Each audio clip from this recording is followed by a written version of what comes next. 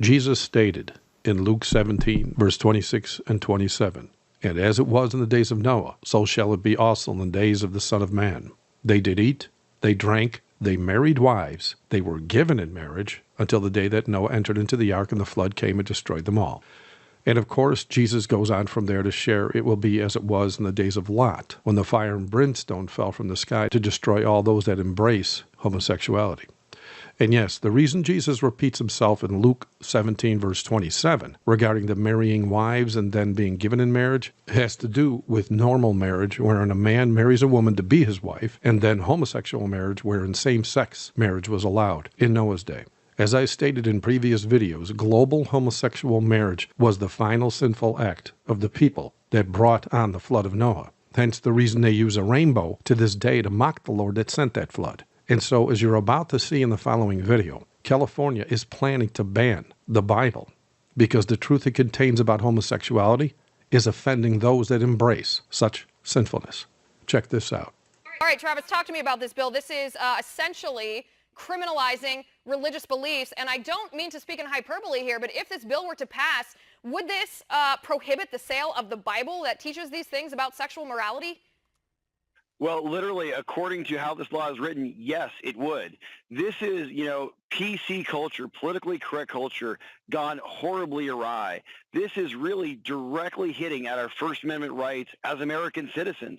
Now the Democrat legislators in this building right behind me, the California State Legislature, they want to tell you how to think, what sort of books that you can read, write, and purchase. It is completely wrong. It is absolutely against our First Amendment rights. And I, for one, will be a vocal opponent against this if it ever hits the assembly floor. Right. I mean, some of the phrasing here, I read it in the introduction. I want to read it again. They say this includes efforts to change behaviors. I mean, that is the role of parents, to guide their children's behaviors. If they are not allowed to guide their children's behaviors with their religious beliefs, then what rights do parents even have in the state of California?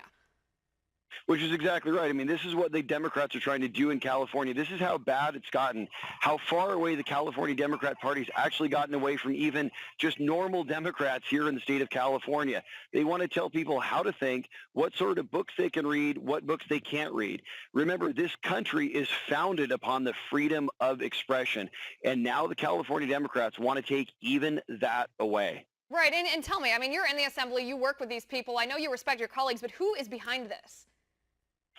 This is the whole liberal agenda. I mean, this is what they've been trying to do now for decades, literally in California. It's just gotten so bad because no one's been able to stop the Democrats in California that now their true designs are really starting to show themselves. This is all of the Bay Area liberal elite groupthink that we're now seeing in the chamber behind me. Remember, the California legislature has been run for 39 of the last 40 years by the Democrats in California.